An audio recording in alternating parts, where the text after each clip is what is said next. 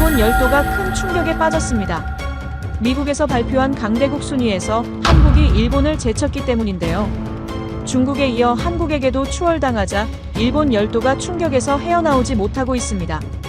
SNS에서는 조작된 순위라는 글이 퍼지며 갑자기 닥친 참담한 현실을 부정하고만 있는데요.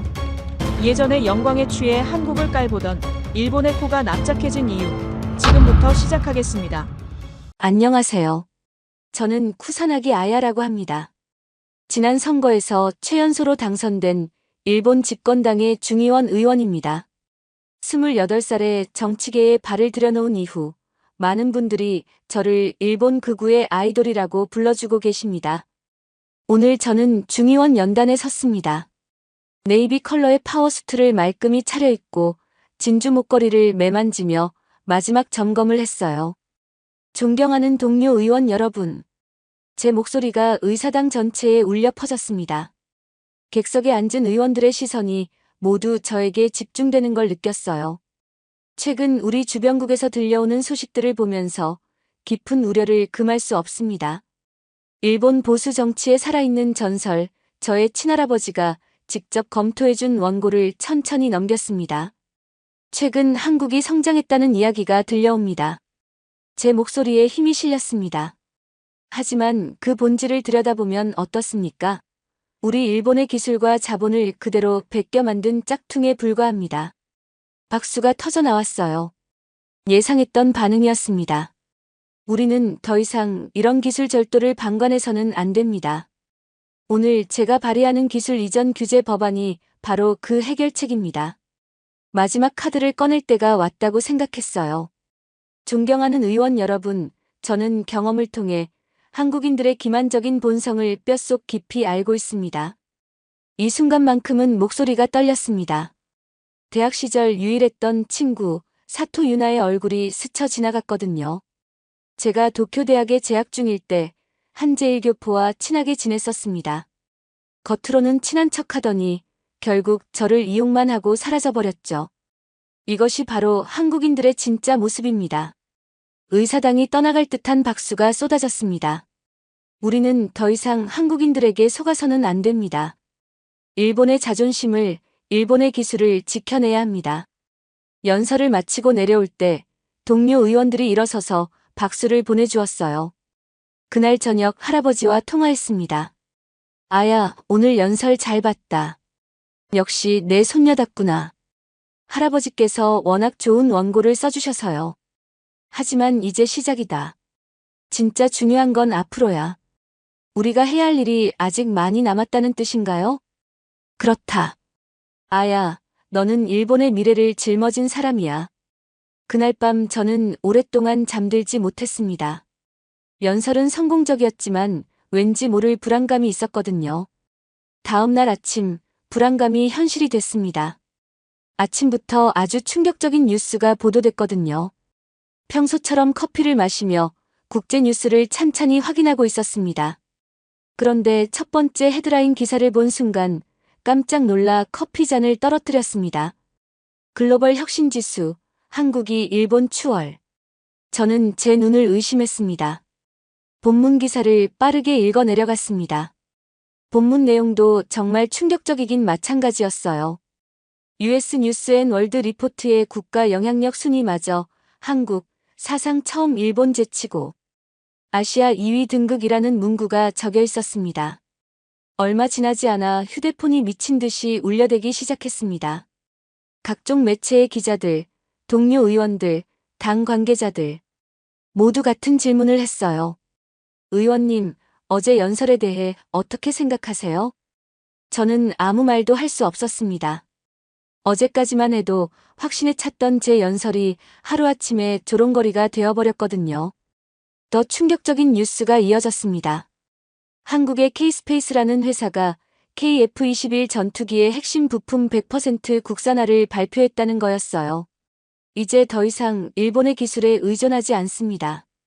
K스페이스 대표의 기자회견이 전 세계로 송출되었습니다. 당 사무실에서 긴급회의가 소집되었어요. 당 대표가 심각한 표정으로 말했습니다. 쿠사나기 의원, 이 상황을 어떻게 수습할 생각입니까? 분명 데이터 조작입니다. 이런 순위는 신뢰할 수 없어요. 하지만 여러 기관에서 동시에 발표된 자료인데요. 저는 말문이 막혔습니다. 변명할 수 있는 방법이 없었거든요. 소셜미디어는 더 참혹했어요.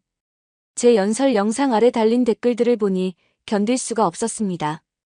어제 짝퉁이라고 했는데? 현실 파악 좀 하세요. 할아버지의 전화가 왔습니다. 아야, 지금 상황이 어떻게 된 거냐? 목소리에는 분노가 섞여 있었어요. 할아버지, 저도 예상하지 못했습니다. 예상하지 못했다고? 정치인이 그런 말을 하면 어떻게 하나? 하지만 분명 뭔가 조작이 있었을 거예요. 조작이든 아니든 지금 우리가 바보가 되었다는 게 중요하다. 이 치욕을 어떻게 만회할 건가? 저는 대답할 수 없었습니다. 그날 저녁 뉴스에서는 제 연설과 한국의 발표를 대비시켜 보도했어요. 저는 텔레비전을 꺼버렸습니다. 더 이상 볼 수가 없었거든요. 이렇게 하루아침에 제 정치 인생 최대의 위기가 찾아왔습니다. 며칠 동안 저는 사무실에서 나오지 못했습니다. 언론의 조롱이 계속 이어졌고 당 내부에서도 저를 보는 시선이 달라졌거든요. 그때 할아버지로부터 전화가 왔어요. 아야, 지금 이대로 숨어 있을 거냐? 할아버지, 어떻게 하면 좋을지 모르겠어요. 기회가 생겼다. 당에서 한국 시찰단을 파견하기로 했어. 시찰단이라는 말에 귀가 번쩍 뜨였습니다. 진상규명을 위한 조사단이야. 그들이 정말로 그런 기술력을 가지고 있는지 직접 확인해 보자는 거지. 할아버지의 목소리에는 확신이 있었어요. 당에서는 내가 단장을 맡기를 원한다. 어제의 치욕을 만회할 수 있는 기회다. 저는 망설였습니다. 한국에 간다는 게 쉬운 일이 아니었거든요. 할아버지, 제가 정말 할 수 있을까요? 아야, 너는 내 손녀다. 그리고 무엇보다 직접 그들의 허구성을 목격한 사람이지. 대학 시절 사토 유나와의 기억이 떠올랐습니다. 그 배신의 순간들이 말이에요. 가서 저들의 허구성을 내 눈으로 확인하고 전 세계에 알려라. 그것이 내가 해야 할 일이다. 다음 날 당 사무실에서 공식 회의가 열렸습니다. 당대표가 저를 바라보며 말했어요. 쿠사나기 의원, 이번 시찰단의 목적을 정확히 이해하고 계시죠? 네, 한국의 기술력에 대한 정확한 실상을 파악하는 것입니다. 그렇습니다. 최근 발표된 지수들이 과연 현실을 반영하는지 객관적으로 조사해야 해요. 동석한 의원들도 고개를 끄덕였습니다. 특히 K스페이스의 KF-21 관련 기술이 정말 독자적인 것인지 확인이 필요합니다. 저는 가슴이 뛰기 시작했어요. 드디어 진실을 확인할 기회가 온 거였거든요. 단장으로서 책임감을 가지고 임하겠습니다. 회의가 끝나고 저는 할아버지에게 다시 전화했어요. 할아버지, 시찰단 단장을 맡기로 했어요. 잘했다. 아야, 이번이 내 정치 인생을 되살릴 마지막 기회일 수도 있다. 그렇게 중요한 일인가요? 물론이다. 만약 내가 그들의 거짓을 폭로한다면 어제의 굴욕은 오히려 성견지명이 되는 거야. 저는 할아버지의 말에 용기를 얻었습니다. 가서 확실하게 해내겠어요. 그래, 그리고 아야. 개인적인 감정은 버려라. 이건 국가의 일이다. 개인적인 감정이라는 말에 또다시 유나의 얼굴이 떠올랐어요. 하지만 이번에는 흔들리지 않으리라 다짐했습니다. 일주일 후 저는 김포공항으로 향하는 비행기에 몸을 맡겼습니다. 창밖으로 보이는 푸른 하늘을 바라보며 생각했어요.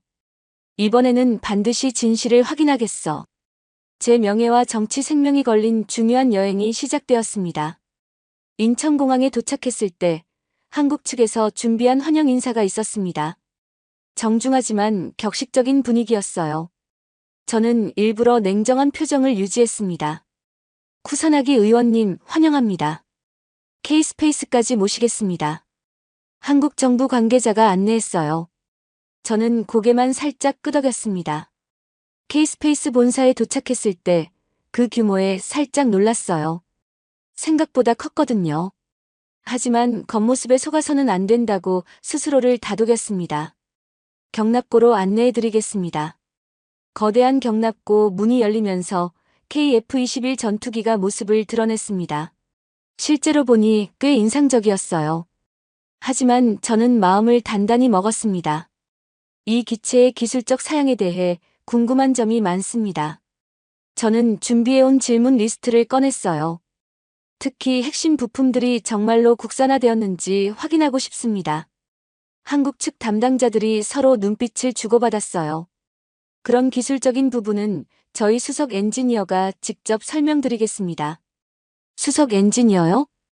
네, 곧 오실 겁니다. 몇 분 후 경납고 한쪽에서 누군가가 걸어오는 모습이 보였어요. 단정한 블라우스에 슬랙스를 입고 머리를 깔끔하게 묶은 여성이었습니다. 그 순간 저는 숨이 멎는 것 같았어요. 김유나였습니다. 8년 전 저를 배신하고 사라졌던 사토 유나가 아니라 김유나라는 이름으로 제 앞에 서 있었거든요. 안녕하세요, 쿠사나기 의원님. 유나의 목소리는 예전과 달랐어요. 더 자신감 있고 당당했습니다. K스페이스 KF-21 성능 개량 프로젝트 수석 엔지니어 김유나입니다. 저는 아무 말도 할 수 없었어요. 머릿속이 하얗게 변했거든요. 혹시 어디선가 뵌 적이 있나요? 표정이. 유나가 의아한 표정을 지었습니다. 하지만 곧 알아챈 것 같았어요. 아, 혹시 도쿄대학? 네. 저는 겨우 한마디를 내뱉었습니다. 그렇군요. 반갑습니다, 아야. 유나는 담담하게 말했어요. 마치 오래된 지인을 만난 것처럼 자연스럽게 말이죠. 오늘 KF-21의 기술적 사양에 대해 질문이 많으시다고 들었습니다. 저는 정신을 차리려고 노력했어요. 이건 사적인 만남이 아니라 공식적인 업무였거든요. 네, 특히 핵심 부품의 국산화율에 대해 궁금합니다. 좋습니다. 하지만 먼저 말씀드리고 싶은 게 있어요. 유나가 저를 똑바로 바라봤습니다. 쿠사나기 의원님께서 며칠 전 국회에서 하신 말씀을 들었습니다. 그 기술이 카피가 아닌 극복의 산물이라는 걸 오늘 직접 보여드리겠습니다. 유나의 목소리에는 흔들림이 없었어요. 오히려 저보다 훨씬 당당했습니다. 그 순간 저는 깨달았어요. 8년 전에 그 소심했던 제1교포 학생은 더 이상 존재하지 않는다는 걸 말이에요. 그날 밤 저는 호텔방에서 뒤척이며 잠들지 못했습니다. 유나와의 만남이 계속 머릿속을 맴돌았거든요. 결국 참을 수 없어서 유나에게 연락했어요. 만날 수 있을까요? 할 이야기가 있어요. 1시간 후 호텔 근처 조용한 카페에서 유나와 마주 앉았습니다. 8년 만에 사적인 만남이었어요. 아야, 많이 변했네. 유나가 먼저 말을 꺼냈습니다. 당신도 마찬가지야. 저는 억눌렀던 감정이 터져나오는 걸 느꼈어요. 사토 유나에서 김유나로 정체성까지 바꿔가면서 새 출발한 거네. 아야. 8년 전 그날 당신이 갑자기 사라졌을 때 얼마나 당황스러웠는지 알아? 단 한마디 설명도 없이. 제 목소리가 점점 커졌습니다. 친구라고 생각했는데 결국 저를 이용만 한 거였죠? 제1교포의 전형적인 행동 패턴이었어. 유나의 얼굴이 굳어졌어요. 그렇게 생각했구나. 다르게 생각할 이유가 있었나요? 유나가 한숨을 깊게 쉬었습니다. 그리고 눈물이 맺히기 시작했어요. 아야, 나는 너를 지키려고 떠난 거야. 지키려고? 무슨 소리예요? 내 아버지 회사가 망한 이유를 알아? 갑작스러운 질문에 저는 당황했습니다. 그건 너희 할아버지의 정치적 라이벌들이 우리 가족을 희생양으로 만들었어. 아버지의 사업체를 의도적으로 무너뜨린 거야. 저는 말문이 막혔어요. 그리고 쿠사나기 에이지는 그 사실을 알고 있었어. 알면서도 묵인했지. 그럴 리가 없어요. 할아버지는 아야, 너는 몰랐겠지만 나는 모든 걸 알고 있었어. 증거도 있었고. 유나가 눈물을 닦으며 계속했어요. 그때 내가 너에게 말했다면 어떻게 됐을 것 같아? 너는 할아버지와 나 사이에서 괴로워했을 거야. 그래도 말했어야죠. 그래서 떠난 거야. 너에게 피해를 주지 않기 위해서. 내가 사라지면 너는 그냥 배신당한 피해자가 되니까. 저는 머리가 어지러웠어요. 8년 동안 믿어왔던 모든 게 흔들리고 있었거든요. 정말 그런 이유였어요? 응. 나는 너를 정말 소중한 친구라고 생각했어. 지금도 그래. 유나가 제 손을 잡았습니다. 그래서 더 괴로웠어. 너를 미워하게 만들어서 떠나는 게 차라리 쉬웠을 텐데, 그럴 수가 없었거든. 그럼 지금까지 저는 8년 동안 나를 원망했겠지. 당연해. 나도 그럴 줄 알았어. 저는 눈물이 왈칵 쏟아지는 걸 막을 수 없었어요. 미안해, 아야. 정말 미안해. 유나도 울고 있었습니다. 8년 만에 터져나오는 진짜 감정들이었어요. 그동안 얼마나 혼자 견뎠을까. 이제 알았으니까 됐어. 하지만 아야, 내 할아버지에 대해서는 한 번 더 생각해봐.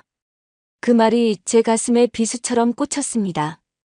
카페에서 유나와 헤어진 후 저는 호텔방으로 돌아와 할아버지에게 전화를 걸었습니다. 손이 떨려서 번호를 누르기도 힘들었어요. 할아버지, 저예요. 아야, 어떻게 되고 있나? 그들의 허구를 찾아냈나? 할아버지, 8년 전에 사토 유나라는 학생 기억하세요? 잠시 침묵이 흘렀습니다. 갑자기 왜 그 이야기를 하는 거냐? 할아버지가 그 아이 아버지 회사가 망하는 걸 알고 계셨나요? 아야, 지금 무슨 소리를 하고 있는 거냐? 할아버지의 목소리에 경계심이 스며들었어요.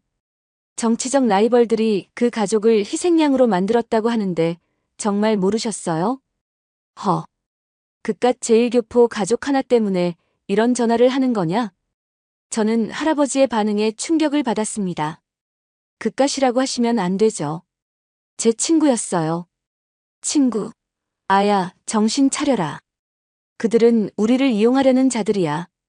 하지만 할아버지께서 그 사실을 알고 계셨다면.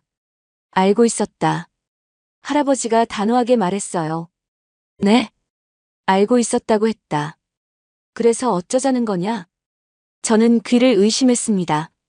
할아버지, 어떻게 그럴 수 있어요? 무고한 가족이 희생되는 걸 알면서. 무고하다고? 아야, 정치가 뭔지도 모르는구나. 할아버지의 목소리가 차갑게 변했어요. 대의를 위한 사소한 희생이다. 제1교포 따위가 뭐가 중요하다고 그런 걸로 흔들리나? 사소한 희생이라고요? 제 목소리가 떨렸습니다. 그래, 사소한 희생이야. 일본의 미래를 위해서라면 그 정도는 감수해야 하는 거다. 할아버지, 그건 너무해요. 아야, 내가 지금까지 누구 덕분에 여기까지 올 수 있었는지 잊었나? 그깟 통계 하나에, 그깟 제1교포 하나에 흔들리는 거냐? 하지만 일본의 위대함이 그런 숫자들보다 위에 있다는 걸 잊지 마라. 그깟 통계가 일본의 위대함보다 위에 있다고 생각하나? 할아버지가 일갈했습니다. 감정에 휘둘리면 정치는 할 수 없다.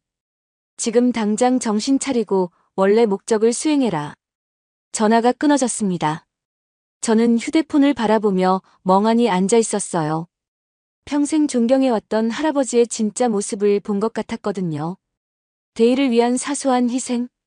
그 말이 계속 머릿속에 맴돌았습니다. 유나의 가족이 겪었던 고통이 사소한 희생이라니. 창밖으로 보이는 서울의 야경이 흐릿해졌습니다. 눈물 때문이었어요. 제가 믿어왔던 모든 가치가 한순간에 무너져 내리는 기분이었습니다. 그날 밤 저는 처음으로 제 신념에 대해 의문을 품기 시작했습니다. 다음 날 아침 저는 체크아웃 시간이 되어서야 겨우 잠에서 깼습니다. 밤새 뒤척이며 거의 잠들지 못했거든요. 로비에서 유나가 기다리고 있었어요. 아야, 괜찮아? 얼굴이 안 좋아 보이는데. 괜찮아요. 오늘 공식 일정은 취소하고 다른 곳을 보여주고 싶어. 유나가 조심스럽게 말했어요. 다른 곳이요? 응. 진짜 한국을 보여주고 싶어. 저는 더 이상 거부할 힘이 없었습니다. 유나를 따라 나섰어요. 첫 번째로 간 곳은 한 연구소였습니다. 밤 10시가 넘었는데도 불이 환하게 켜져 있었어요. 저기 봐. 유나가 창문을 가리켰습니다.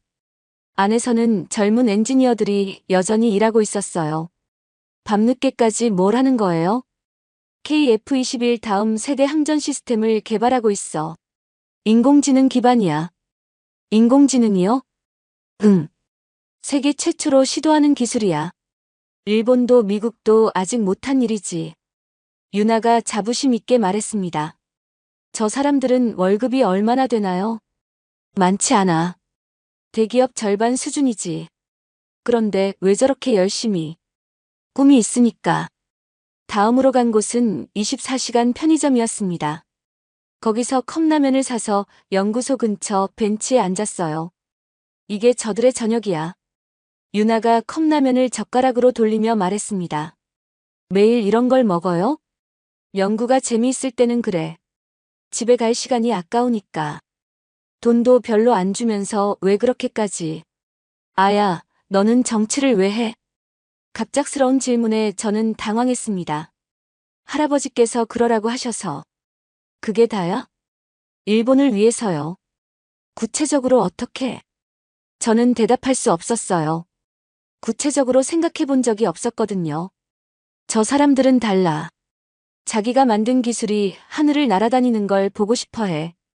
유나가 연구소를 바라보며 말했습니다. 자기 손으로 만든 것이 세상을 바꾸는 걸 보고 싶어 하는 거야. 그게 그렇게 중요한가요? 중요하지. 그게 바로 글로벌 혁신 지수를 바꾼 힘이거든. 그 순간 저는 깨달았습니다. 제가 지금까지 숫자만 보고 있었다는 걸 말이에요. 저 불 켜진 창문 하나하나가 한국의 미래를 만들고 있어. 숫자는 결과일 뿐이야. 진짜 중요한 건 저런 사람들이지. 밤하늘을 올려다보니 별이 보였습니다. 도쿄에서는 볼 수 없는 맑은 별들이었어요. 일본이 아시아를 이끈다는 말. 이제는 함께 가야 할 때야. 저는 그날 밤 처음으로 진짜 현실을 보았습니다. 통계가 아닌 사람을, 숫자가 아닌 꿈을 말이에요.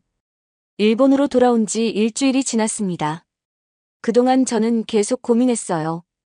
한국에서 본 것들, 유나와의 대화, 그리고 할아버지의 진짜 모습까지. 오늘은 중의원에서 시찰 보고를 해야 하는 날이었습니다. 할아버지가 미리 준비해둔 원고가 있었어요. 한국의 기술은 여전히 일본의 아류에 불과하다. 하지만 저는 그 원고를 가방에 넣어둔 채 연단에 올랐습니다. 존경하는 동료 의원 여러분. 익숙한 연단이었지만 이번에는 느낌이 달랐어요. 지난주 한국 시찰을 다녀왔습니다. 의원들이 조용히 제 말에 귀 기울였습니다. 저는 그곳에서 조작된 숫자가 아닌 진실된 땀을 보았습니다. 준비해온 원고를 꺼내더니 찢어버렸어요. 의원들이 웅성거리기 시작했습니다. K스페이스의 연구소에서 밤늦도록 불을 켜고 일하는 젊은 엔지니어들을 보았습니다. 컵라면으로 저녁을 때우면서도 눈빛만은 살아있는 사람들을 만났어요. 제 목소리가 점점 커졌습니다. 그들은 돈 때문이 아니라 꿈 때문에 일하고 있었습니다. 객석에서 야유가 나오기 시작했어요. 우리가 진정 두려워해야 할 것은 한국의 성장이 아닙니다. 현실을 보지 않으려는 우리의 오만입니다. 의사당이 소란스러워졌어요. 하지만 저는 계속했습니다. 글로벌 혁신 지수는 거짓이 아니었습니다.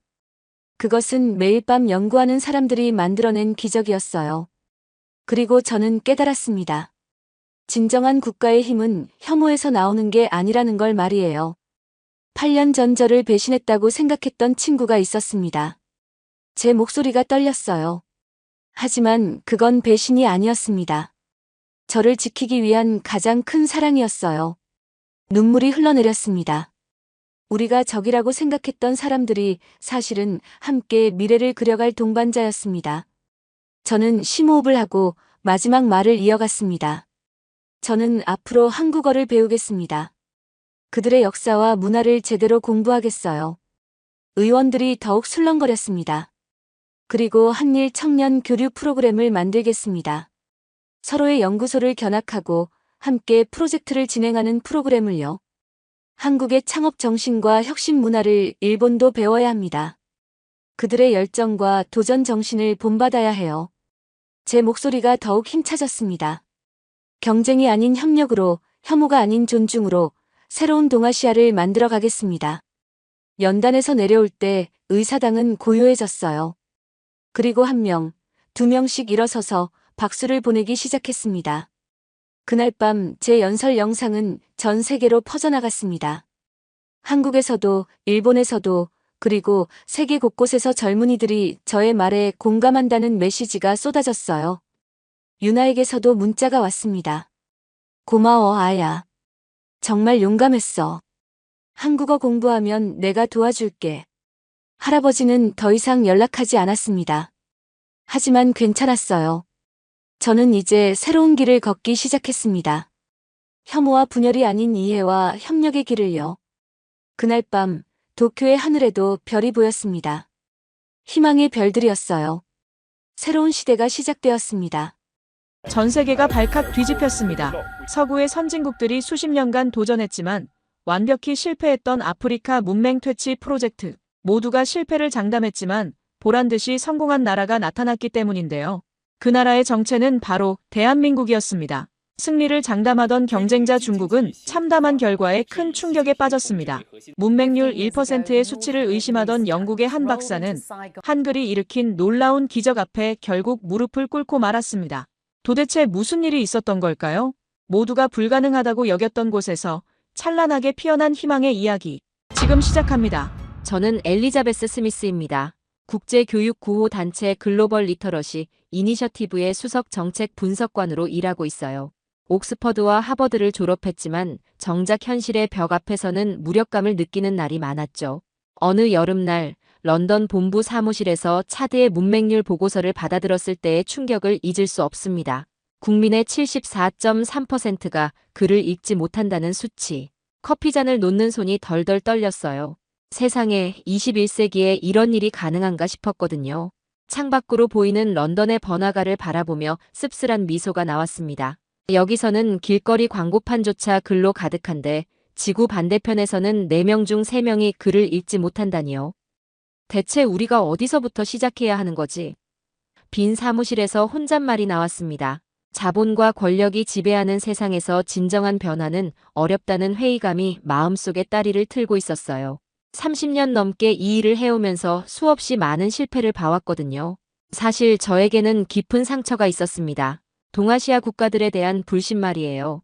젊은 연구원 시절 태평양의 작은 섬나라 사모아 공화국에서 벌어진 일 때문이었죠. 당시 저는 야심찬 교육 모델 프로젝트를 진행하고 있었습니다. 밤낮 없이 연구실에서 살다시피 하며 개발한 교육 자료였어요. 현지 언어에 맞춰 교육 과정을 설계하고 교사 훈련 매뉴얼까지 완벽하게 준비했죠. 그런데 하룻밤 사이에 모든 게 사라져버렸습니다. 사모아 고위 관료의 묵인 하에 중국의 한 기업이 불법 복제해 간 거였어요. 몇 년간의 노력이 물거품이 되는 순간이었습니다. 더 기가 막힌 건 사모아 정부의 반응이었어요. 우리도 피해자입니다. 중국 기업이 마음대로 한 일이에요. 그 뻔뻔한 모습에 가슴이 터질 듯 했습니다. 결국 프로젝트는 완전히 망가졌고 저는 막대한 금전적 손실은 물론 학자로서의 명예에도 큰 상처를 입었죠. 그때부터 저는 확신했습니다. 동양은 서구의 기술과 문화를 모방하려 할 뿐 독창성이나 진정성이 결여되어 있다고 말이에요. 특히 그 사건 이후 사모아 정부가 중국과 급격히 가까워지며 대규모 차관을 받는 모습을 보며 더욱 확신하게 되었습니다. 그들은 언제나 단기적인 이득에만 눈이 멀어 있어요. 진정한 가치 같은 건 안중에 없습니다. 한국 역시 저에게는 그런 동아시아 국가 중 하나일 뿐이었어요. 별다를 게 뭐가 있겠습니까? 더욱이 저는 지난 수십 년간 미국, 프랑스, 독일 등 여러 선진국들이 차드 문맹 퇴치를 위해 막대한 자본과 전문가를 투입했지만 번번이 실패로 돌아갔던 사례들을 직접 목격했습니다. 보고서를 작성하며 그들의 실패 원인을 분석하는 것이 제 일이었거든요. 프랑스는 10년간 5억 달러를 쏟아부었지만 결과는 참담했어요. 독일의 교육 전문가들도 3년 만에 포기하고 철수했죠. 미국은 아예 군사작전과 연계해서 접근했지만 역시 실패였습니다. 차드의 특수성이 문제였어요. 900여 개의 부족 언어, 광활한 영토, 열악한 인프라, 사하라 사막의 뜨거운 모래바람과 우기의 진흙탕길. 이 모든 것들이 문맹 퇴치를 극도로 어렵게 만들고 있었습니다. 솔직히 말해서 저는 차드의 문맹 퇴치는 사실상 불가능에 가깝다고 믿고 있었어요. 바로 그때였습니다. 책상 위 태블릿에서 뉴스 속보 알림이 울렸어요.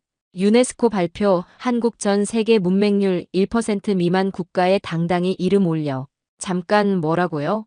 커피를 마시던 입이 멈췄습니다. 스크린을 다시 봤어요.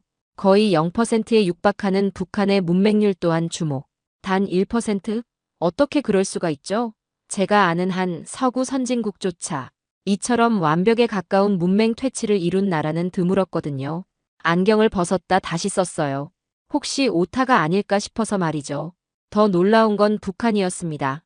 그 폐쇄적인 나라에서 0%에 가까운 문맹률이라니요. 머릿속에 혼란과 함께 작지만 강렬한 의문이 피어올랐습니다. 저 동아시아의 작은 나라가 대체 무슨 수를 썼을까? 정부 차원에서 대대적인 검열과 강제 교육을 통해 억지로 수치를 낮춘 건가? 아니면 그들 특유의 집단주의 문화가 만든 기형적인 통계인가?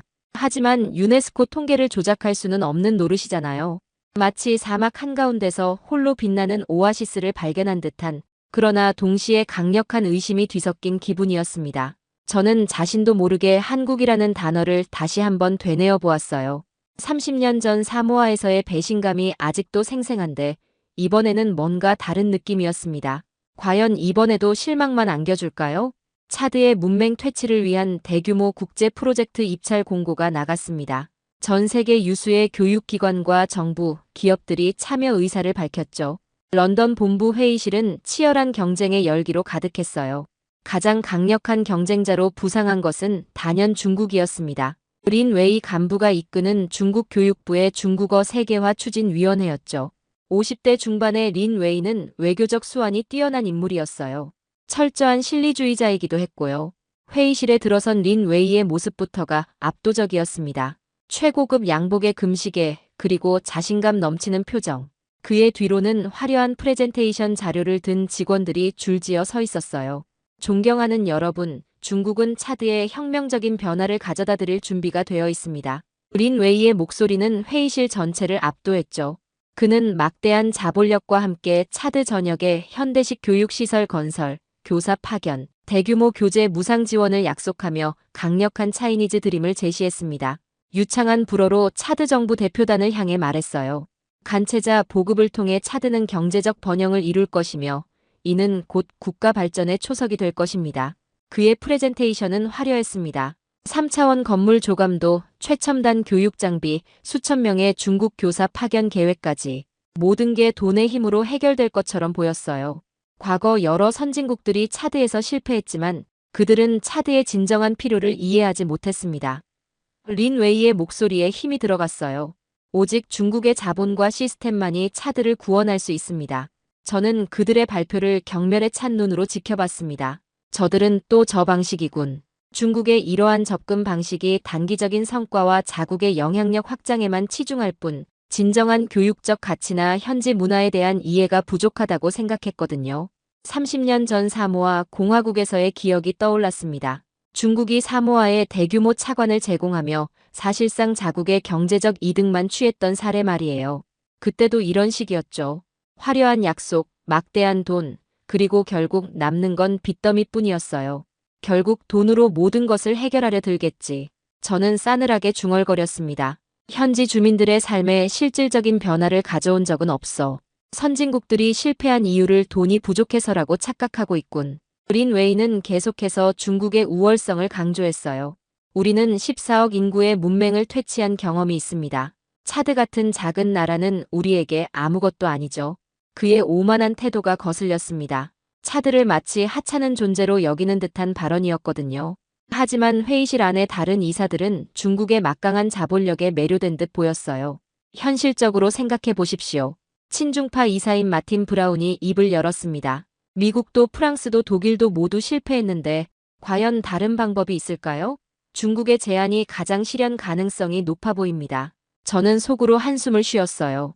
돈의 논리 앞에서 교육의 본질을 잃어버리는 모습이었습니다. 진정한 교육적 가치는 뒷전이고 가시적인 결과만 중시하는 풍조가 안타까웠어요.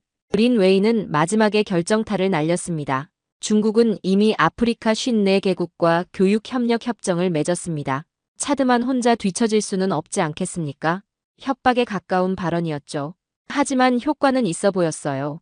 차드 대표단의 표정이 사뭇 진지해졌거든요. 회의가 끝나고 복도에서 동료들과 이야기를 나누는데 모두들 중국의 승리를 기정사실로 여기고 있었습니다. 엘리자베스, 현실을 받아들여야 해요. 우리가 아무리 이상적인 교육론을 펼쳐봤자 돈 앞에서는 무력하잖아요.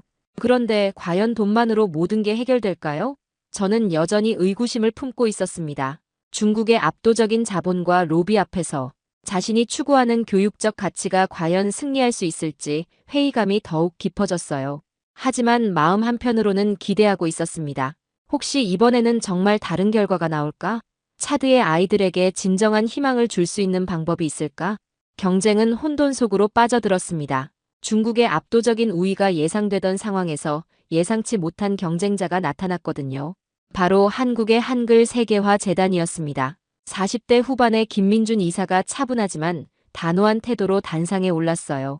그의 모습은 린 웨이와는 사뭇 달랐습니다. 화려한 양복 대신 깔끔한 정장, 과시적인 액세서리도 없었죠. 하지만 그의 눈빛에는 확신이 담겨 있었어요. 안녕하십니까? 한국의 한글 세계화 재단에서 나왔습니다. 김민준 이사의 첫마디부터 저는 실소를 터뜨릴 뻔했어요. 한국? 저 작은 나라가 감히 중국과 경쟁하겠다고요? 말도 안 되는 소리였습니다. 선진국들도 실패한 차드에서 대체 무슨 수로 성공하겠다는 건지. 아마 그들이 내세운 문맹률 통계처럼 허황된 계획일 뿐이겠죠. 김민준 이사는 한국의 낮은 문맹률을 언급하며 시작했습니다. 한국의 문맹률은 1%에 불과합니다. 북한 역시 거의 0%에 가까운 문맹률을 보이고 있죠. 저는 김민준 이사를 훑어봤어요. 30년 전 제 프로젝트를 망가뜨렸던 그들의 모습이 떠올랐습니다. 그저 서구의 것을 어설프게 모방하려 들었던 늘 한 발 늦는 그들의 모습이요. 이 모든 것이 한글이라는 문자의 우수성 덕분입니다. 김민준 이사가 계속 말했어요. 저희는 차드의 800여 개 언어 중 문자가 없는 언어에 한글을 적용하는 문자 없는 언어를 위한 한글 보급 프로젝트를 제안합니다. 파격적인 계획이었습니다. 하지만 저에게는 그저 전시성 프로젝트에 불과해 보였어요. 한글이 아프리카 언어의 복잡하고 미묘한 의문 체계를 과연 담아낼 수 있을까요? 이는 또 다른 문화적 오만이 아닐까 싶었습니다. 회의실 안에 다른 참석자들도 비슷한 반응을 보였어요. 한국이요? 정말 가능할까요? 중국의 자본력과 비교가 되나요? 수군거리는 소리가 들렸습니다. 린 웨이는 아예 코웃음을 쳤어요. 한국의 제안은 현실성이 부족합니다. 차드 같은 거대한 프로젝트에는 막대한 자본과 인력이 필요한데 과연 한국이 감당할 수 있을까요? 김민준 이사는 흔들리지 않았습니다.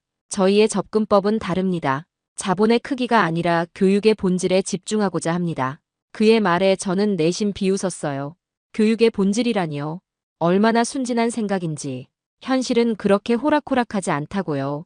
하지만 김민준 이사의 다음 말이 제 관심을 끌었습니다. 한글은 세종대왕이 인간의 발음기관을 본떠 만든 과학적인 문자입니다. 지구상에 존재하는 어떤 소리도 표기할 수 있어요.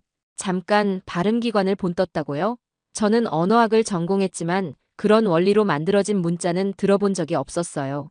설마 그게 사실일까요? 한글의 자음은 혀, 입술, 목구멍의 모양을 형상화했습니다. 모음은 천지인 사상을 바탕으로 체계적으로 만들어졌고요. 김민준 이사의 설명이 계속되자 회의실 분위기가 미묘하게 바뀌었어요. 처음에는 시큰둥했던 사람들도 점점 집중하기 시작했습니다. 더 놀라운 건 한글의 학습 용이성입니다. 일반적으로 문자를 익히는데 몇 년이 걸리지만 한글은 몇 주면 기본적인 읽기가 가능해집니다. 저는 의심스러운 눈으로 그를 바라봤어요. 과연 그게 사실일까요? 너무 과장된 주장 같았거든요. 그런데 김민준 이사가 보여준 영상이 모든 걸 바꿔놓았습니다. 차드의 한 작은 마을에서 촬영한 영상이었어요. 아이들과 어른들이 놀라운 속도로 한글을 익히고 서툴지만 자신들의 언어로 된 글을 직접 읽고 쓰는 모습이 담겨 있었습니다. 한 아이가 한글로 쓴 자신의 이름이 새겨진 종이를 들고 해맑게 웃는 모습. 그 순간 제 심장이 강하게 뛰었어요. 이건 뭔가 달랐습니다. 이것은 통계 조작이나 억압적인 교육으로 만들어낼 수 있는 결과가 아니야. 속으로 중얼거렸어요. 영상 속 아이들의 표정은 너무나 진실했거든요. 수많은 선진국들이 막대한 자본을 쏟아붓고도 실패했던 차드에서 한국의 한글이 이토록 놀라운 가능성을 보여준다니요. 마치 오랫동안 간과했던 보석을 발견한 듯한 느낌이었습니다. 제 편견이 서서히 무너져 내리기 시작했어요. 30년 전 그렇게 무시했던 그 나라에서 이런 경이로운 문자가 만들어졌다는 사실에 복잡한 감정을 느꼈습니다. 과연 이번에도 실망만 안겨줄까요? 아니면 정말로 뭔가 다른 결과를 보여줄 수 있을까요? 입찰 과정에서 한국 측의 발표는 제 예상과 다르게 진행되었습니다. 김민준 이사는 유창한 영어로 한글의 창제 원리와 과학적 우수성에 대해 설명하기 시작했어요. 한글은 세종대왕이 인간의 발음기관을 본떠 자음과 모음을 만들고 이를 체계적으로 결합하여 모든 소리를 표기할 수 있는 문자 체계를 완성한 것입니다. 처음에는 팔짱을 끼고 건성으로 듣고 있었어요. 또 다른 과장된 자랑거리겠거니 하면서 말이죠. 하지만 김민준 이사가 한글 자음과 모음이 발음기관의 모양을 본떴음을 시각적으로 설명하기 시작하자 상황이 달라졌습니다. 여러분, 이것을 보세요. 그가 스크린에 자료를 띄웠어요. 기역은 혓부리가 목구멍을 막는 모양입니다. 니은은 혀끝이 윗잇몸에 닿는 모양이고요. 저는 앞으로 몸을 기울였습니다. 정말 그렇게 생겼네요. 우연의 일치일까요? 미음은 입을 다문 모양, 시옷은 이와 혀의 모양을 본뜬 것입니다. 김민준 이사의 설명이 계속되자 회의실이 조용해졌어요. 모든 사람들이 집중하고 있었습니다. 더 놀라운 건 모음의 체계였어요. 모음은 천지인 사상을 바탕으로 만들어졌습니다. 은은 땅을, 이는 사람을, 접는 하늘을 나타내죠. 천지인 사상, 동양 철학을 문자에 적용했다는 말인가요? 저는 언어학을 전공했지만 이런 체계적인 문자 창제 원리는 처음 들어봤어요. 그리고 이 기본 모음들을 결합해서 아, 어, 오, 우 등 복합 모음을 만들 수 있습니다. 모든 것이 논리적이고 체계적이에요. 김민준 이사가 특정 소리를 한글로 표기하는 과정을 시연하자 저는 점차 몰입하기 시작했습니다. 진짜였어요. 한글로 표현할 수 없는 소리가 없어 보였거든요. 한글은 지구상에 존재하는 문자 중 가장 합리적이고 과학적인 문자입니다. 배우기 쉽고 익히기 편리하여 문맹 퇴치에 최적화된 문자라고 할 수 있어요. 맙소사. 제가 30년 전 그렇게 무시했던 그 나라에서 이런 경이로운 문자가 만들어졌다니요.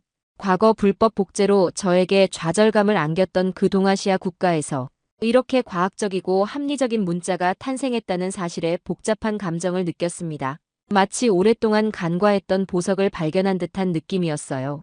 제 고정관념이 얼마나 잘못되었는지 깨닫기 시작했습니다. 그런데 정말 결정적인 순간이 왔습니다. 김민준 이사가 차드 현지 언어에 한글을 시범 적용한 사례 영상을 공개한 거예요. 이것은 차드의 사라 부족 언어를 한글로 표기한 시범 사례입니다. 영상이 시작되자 회의실이 숨죽였어요. 차드의 한 작은 마을, 붉은 흙먼지가 날리는 그곳에서 아이들과 어른들이 한글을 배우고 있었습니다. 처음에는 서툴게 따라 하던 아이들이 점점 익숙해지는 모습이 보였어요. 그들이 자신들의 언어로 된 글을 직접 읽는 순간 눈이 반짝반짝 빛났습니다. 한 소녀가 한글로 쓴 자신의 이름이 새겨진 종이를 들고 해맑게 웃는 모습. 그 순간 제 심장이 강하게 울렸어요. 이건 연출이 아니었습니다. 진짜 기쁨이었어요. 할아버지가 손자에게 한글로 쓴 편지를 읽어주는 장면에서는 저도 모르게 눈시울이 뜨거워졌어요. 글을 몰라서 평생 소외되었던 사람들이 마침내 문자를 통해 소통하는 모습이었거든요. 이건 진짜야.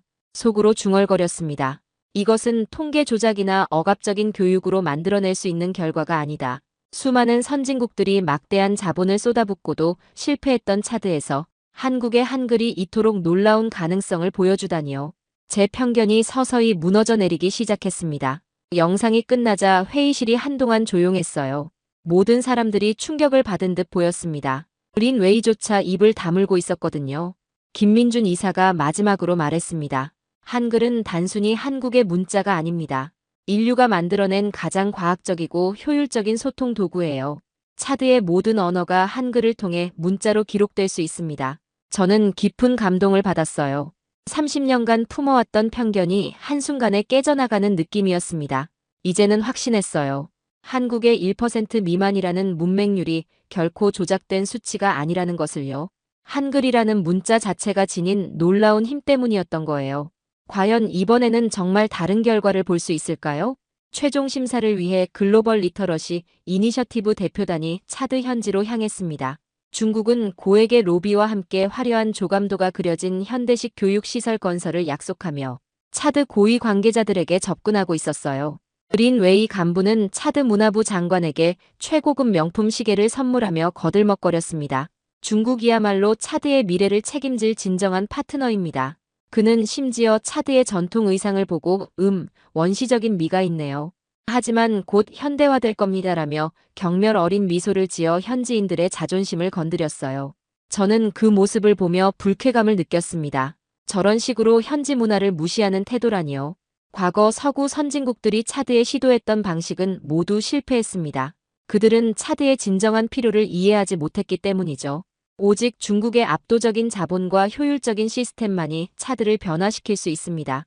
린 웨이는 한국을 견제하며 강조했어요. 중국팀은 화려한 프레젠테이션과 함께 수십억 달러 규모의 투자 계획을 발표했습니다. 차드 전역에 1000개의 학교를 짓고 10만 명의 교사를 파견하며 모든 교재를 무료로 제공하겠다는 약속이었어요. 하지만 그들의 접근 방식에는 뭔가 차가운 느낌이 있었습니다.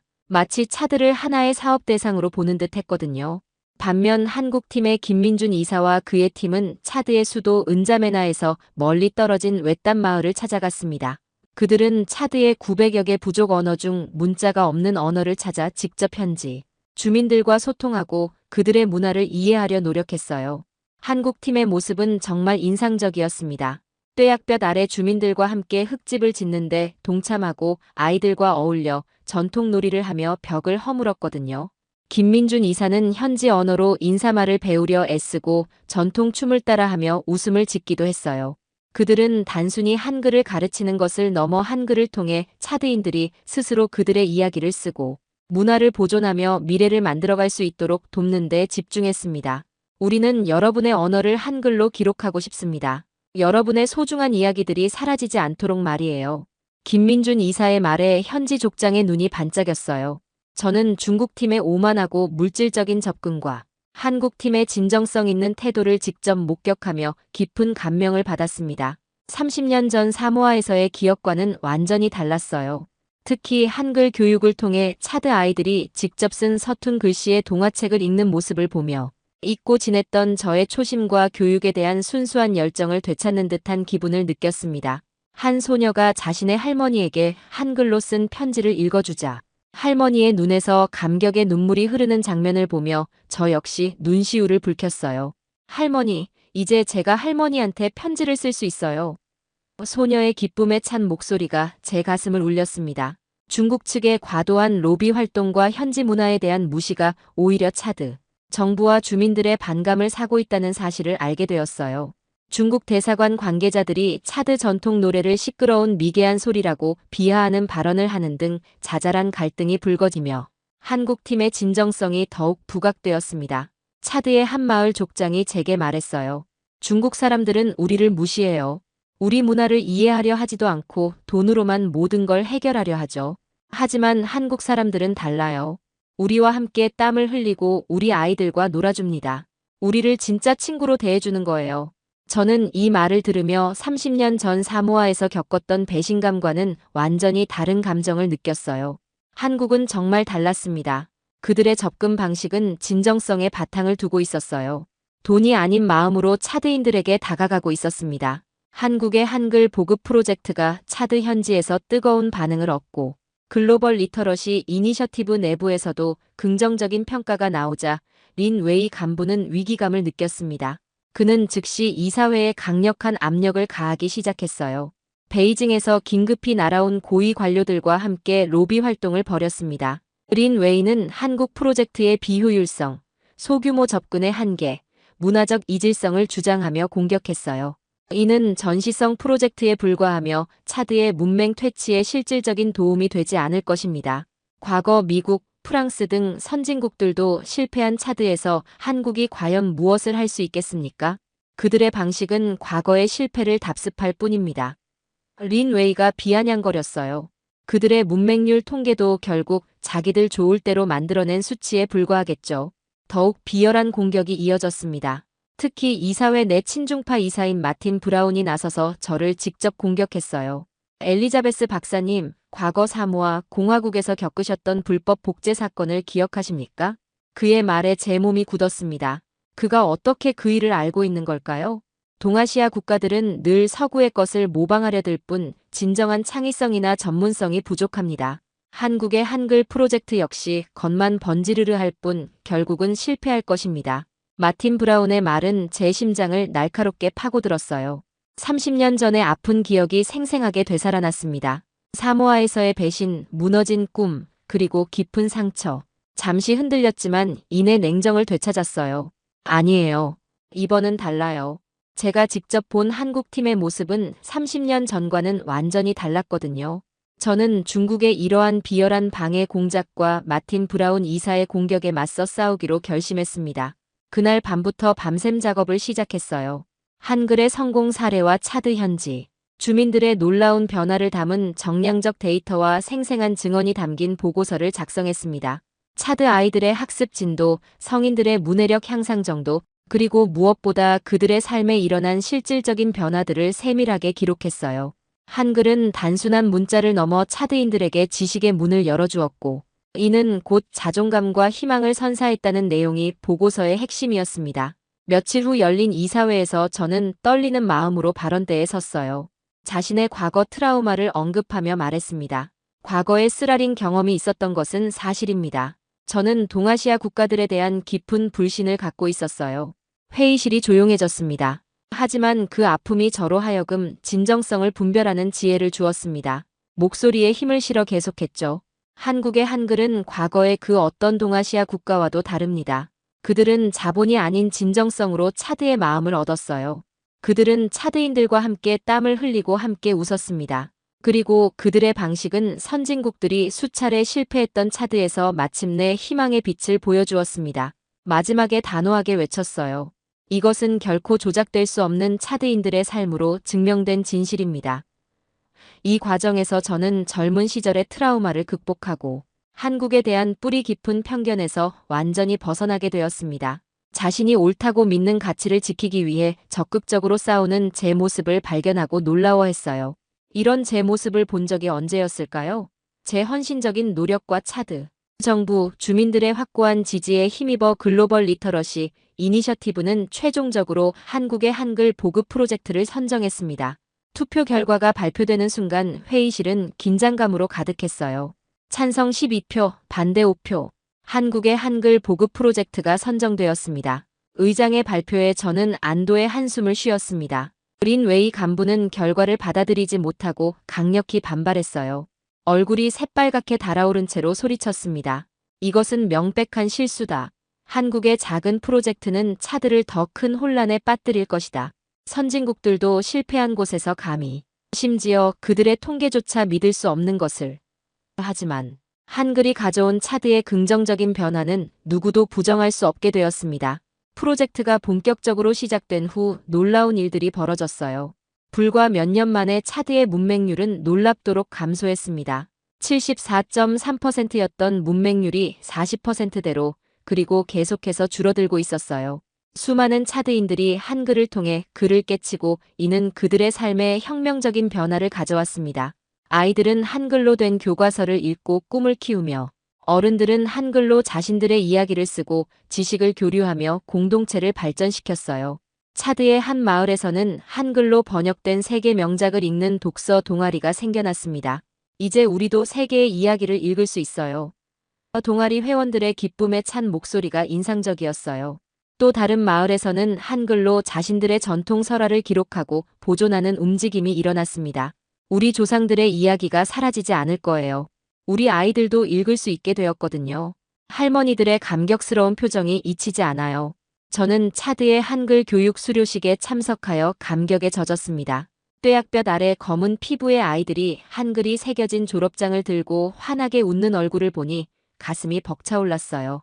서툰 한글로 감사 편지를 읽어주는 어른들의 진심 어린 목소리에 제 눈에서도 눈물이 흘렀습니다. 고마워요, 엘리자베스 선생님. 이제 저도 제 이름을 쓸 수 있어요. 한 아버지의 말에 제가 왜 이 일을 시작했는지 다시 기억났어요. 자신이 품었던 모든 편견이 얼마나 어리석었는지 깨닫고 한국의 진정성과 한글의 위대함에 진심으로 경의를 표했습니다. 린웨이 간부가 비웃었던 작은 한글 프로젝트가 차드에 가져온 거대한 변화 앞에서 제 눈가에는 벅찬 감격의 눈물이 하염없이 흘렀어요. 무심코 자신의 손을 만져봤습니다. 30년 전 상처받아 흉터처럼 남아있던 불신의 흔적이 마치 마법처럼 사라진 듯한 기분이었어요. 한 할머니가 저에게 다가와 한글로 쓴 편지를 건넸습니다. 고맙습니다. 이제 저도 손자에게 편지를 쓸 수 있어요. 떨리는 손으로 편지를 받으며 그 순간 저는 왜 제가 이 일을 시작했는지 다시 기억했어요. 돈도 명예도 아닌 진정한 교육의 힘을 믿었기 때문이었습니다. 한글이 그 믿음을 현실로 만들어준 것이에요. 한글의 성공적인 차드 보급 사례는 전 세계적으로 큰 반향을 일으켰습니다. 세계 여러 언론들은 차드의 기적적인 문맹률 감소와 함께 한글의 우수성을 대대적으로 보도했어요. BBC에서는 차드의 기적, 한글이 만든 놀라운 변화라는 제목으로 특집 방송을 내보냈고, CNN은 세종대왕의 선물, 아프리카의 희망을 주다라며 한글의 과학성을 집중 조명했습니다. 특히 수많은 선진국들이 실패했던 차드에서 한국의 한글이 성공했다는 사실은 국제사회에 큰 충격을 던져주었어요. 미국도 프랑스도 실패한 곳에서 한국이 해냈다는 헤드라인이 세계 곳곳에서 화제가 되었습니다. 과거 한국의 문맹률 통계에 대한 의심은 완전히 경외로움으로 바뀌었어요. 이제 알겠다. 한국의 1% 문맹률은 한글 때문이었구나라는 반응이 쏟아져 나왔습니다. 아프리카의 다른 문맹률이 높은 국가들에서 한글 보급 요청이 빗발쳤어요. 나이지리아, 에티오피아, 말리, 부르키나파소 등에서 공식적인 협력 요청서가 날아들었습니다. 심지어 아시아와 남미의 일부 국가들에서도 한글 보급에 대한 문의가 쇄도했어요. 파푸아뉴기니는 우리나라 800여 개 언어도 한글로 표기할 수 있을까요? 라며 간절한 요청을 보내왔습니다. 글로벌 리터러시 이니셔티브는 한글 세계화 재단과 협력하여 글로벌 한글 교육 이니셔티브라는 새로운 프로젝트를 기획했고, 저는 이 프로젝트의 총괄 책임자가 되었어요. 60대가 넘은 나이에 인생 최고의 프로젝트를 맡게 된 셈이었습니다. 여전히 핵심 인물로 활동하며 이제는 한국과 한글의 열렬한 지지자가 되었습니다. 자신의 경험을 바탕으로 전 세계를 돌며 강연과 기고 활동을 통해 한글의 우수성과 교육의 진정성을 널리 알렸어요. 제 강연은 늘 이렇게 시작됩니다. 저는 한때 한국에 대해 오해와 편견을 가지고 있던 사람이었습니다. 30년 전 쓰라린 경험 때문에 동아시아 전체를 불신했죠. 하지만 한글은 제 삶에 가장 큰 깨달음을 주었어요. 목소리에 감정을 담아 계속했습니다. 수많은 선진국들이 실패했던 차드에서 한국의 한글이 마침내 희망을 일구어냈습니다. 그리고 저는 이제 한국의 문맹률 1% 미만이라는 놀라운 통계가 결코 조작된 것이 아니라 한글이라는 문자 자체가 지닌 기적적인 힘 때문이라는 것을 압니다. 한글 프로젝트 이후 개인적으로 한국을 방문하여 한국의 문화를 깊이 이해하려 노력했어요. 서울의 고궁과 박물관을 찾아 한국의 역사와 예술에 감탄했습니다. 이런 아름다운 문화를 가진 나라에서 한글 같은 과학적인 문자가 나온 게 당연하네요. 전통시장에서 떡볶이를 맛보며 소박한 즐거움을 느꼈어요. 이 맛은 정말 중독적이네요. 김민준 이사에게 직접 한글을 배우며 세종대왕께서는 정말 천재셨군요. 500년 전에 이런 과학적인 문자를 만들다니요. 라고 감탄했습니다. 제 책상에는 이제 한글로 된 시집과 한국 전통 공예품이 놓여 있고, 한국에서 사귄 친구들과 활발히 교류하며 한국 드라마와 케이팝에 빠져들었어요. 60대에 이런 문화를 접하게 될 줄 몰랐어요. 정말 매력적이에요. 자신에게 과거의 상처를 안겼던 동아시아라는 편견을 완전히 넘어섰습니다. 이제는 진정으로 국경을 넘어선 교육의 힘과 한글이 가져올 전 세계적인 긍정적 변화를 믿게 되었어요. 제 얼굴에는 깊은 깨달음과 함께 새로운 희망이 가득합니다. 한글이 단순한 문자가 아니라 인류의 소통과 발전을 위한 가장 완벽한 도구라는 확신을 갖게 되었습니다.